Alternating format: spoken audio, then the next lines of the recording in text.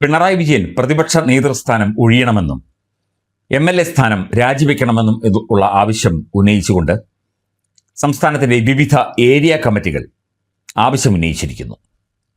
പ്രത്യേകിച്ചും തിരുവനന്തപുരം ജില്ലയിലെ Parassala area committee. ഈ ഏരിയ കമ്മിറ്റിയാണ് കാരണഭൂതൻ എന്നുള്ള ആ ഒരു മെഗാ തിരുവാതിര സംഘടിപ്പിച്ചത് എന്നതും ശ്രദ്ധേയമാണ്. ഇപ്പോൾ മുൻ LDF കൺവീനർ EP ജയരാജൻ പറയുന്നത് തിരുത്തലും നയരൂപീകരണ മാറ്റവുമാണ് CPMന്റെ ശക്തി എന്നുള്ളതും അത് തീർച്ചയായിട്ടും പ്രാവർത്തികമാക്കും എന്നുമാണ് ജയരാജന്റെ വാദം.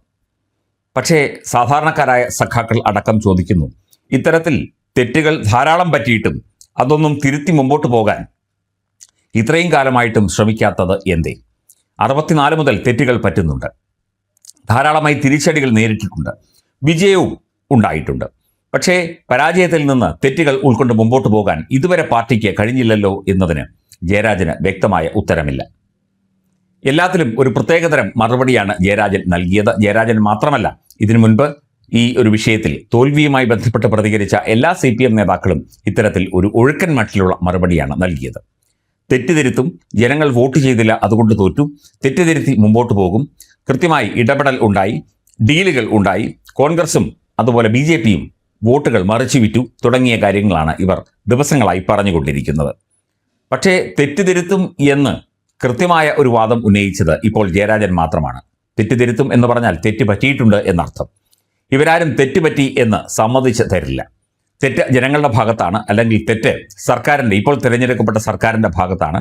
ഇവിടെ വർഗീയ വോട്ടുകളാണ് UDFന് കിട്ടിയത് തുടങ്ങിയ വാദങ്ങളാണ് കഴിഞ്ഞ ദിവസങ്ങളിൽ ഒക്കെ കേട്ടത്. എന്തായാലും തെറ്റുതിരുത്തി മുമ്പോട്ട് വരാൻ ശ്രമിക്കുന്ന പാർട്ടിക്ക് എല്ലാവിധ പിന്തുണയും സഖാക്കൾ വാഗ്ദാനം ചെയ്തിട്ടുണ്ട്.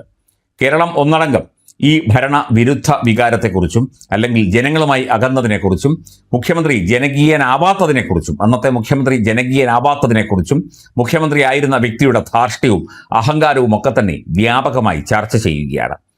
എല്ലാ ഏരിയ കമ്മിറ്റികളിലും വിവിധ യോഗങ്ങളിൽ മുഖ്യമന്ത്രിയായിരുന്ന പിണറായി വിജയനെതിരെ വാളെടുക്കുകയാണ് സഖാക്കൾ. ഒപ്പം സർക്കാരിൻ്റെ വ്യക്തതയില്ലാത്ത നയം, ജനവിരുദ്ധ നയങ്ങൾ, ഇതൊക്കെ തന്നെ പലപ്പോഴും ചർച്ചാ വിഷയങ്ങളാകുന്നു. ഇതെല്ലാം ചേർത്തുകൊണ്ടായിരിക്കാം EP ജയരാജൻ ഇങ്ങനെയൊരു വാദം ഉന്നയിച്ചത്. തെറ്റിതിരുത്തി മുമ്പോട്ട് പോകും, തെറ്റിതിരുത്തി മുമ്പോട്ട് വന്ന ആ ഒരു ചരിത്രം CPMനുണ്ട് എന്നാണ് അദ്ദേഹം പറയുന്നത്. പക്ഷേ ചരിത്രം പരിശോധിച്ചാൽ അങ്ങനെ തെറ്റിതിരുത്തി മുമ്പോട്ട് വന്ന കാര്യങ്ങൾ വളരെ കുറവ് തന്നെയാണ്. ജനങ്ങൾ വോട്ട് ചെയ്യാത്തത് കൊണ്ട് തോറ്റു, ജനങ്ങൾ UDFന് വോട്ട് ചെയ്തത് കൊണ്ട് LDF തോറ്റു എന്നാണ് കഴിഞ്ഞ ദിവസം മീഡിയ വണ്ണിൽ നടത്തിയ അഭിമുഖത്തിൽ EP ജയരാജൻ പറഞ്ഞത്. തീർച്ചയായിട്ടും UDFന് വോട്ട് ചെയ്തത് കൊണ്ടാണല്ലോ അവർ അധികാരത്തിൽ വന്നത്.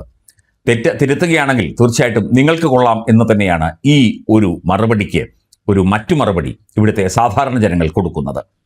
തെറ്റിതിരുത്തി മുമ്പോട്ട് വന്ന് വീണ്ടും ഒരു ശക്തിയായി LDF ആഞ്ഞടിക്കും, കേരളത്തിൽ ഭരണം പിടിക്കും, ഇന്ത്യയിൽ ഭരണം പിടിക്കും തുടങ്ങിയ വാദങ്ങൾ വീണ്ടും വീണ്ടും ആവർത്തിച്ച് ഇങ്ങനെ ഉന്നയിച്ചുകൊണ്ടിരിക്കുകയാണ് CPM നേതാക്കൾ. CPMനെ ദുർബലപ്പെടുത്തി എന്നാണ് പറയുന്നത്. CPM സ്വതവേ ദുർബലമാണ്, ദുർബലമായി പോയതാണ്. ജനങ്ങൾ കൂടെയില്ലെങ്കിൽ ഏതൊരു പാർട്ടിയും ദുർബലമായി പോകും എന്ന യാഥാർത്ഥ്യം തീർച്ചയായിട്ടും CPMലെ മുതിർന്ന നേതാക്കൾ മനസ്സിലാക്കണം. എന്നിട്ടും മുഖ്യമന്ത്രി ആയിരുന്ന വ്യക്തി പറയുന്നത് ഞാനാണ് എല്ലാം, ഞാനാണ് എല്ലാം എന്നാണ്.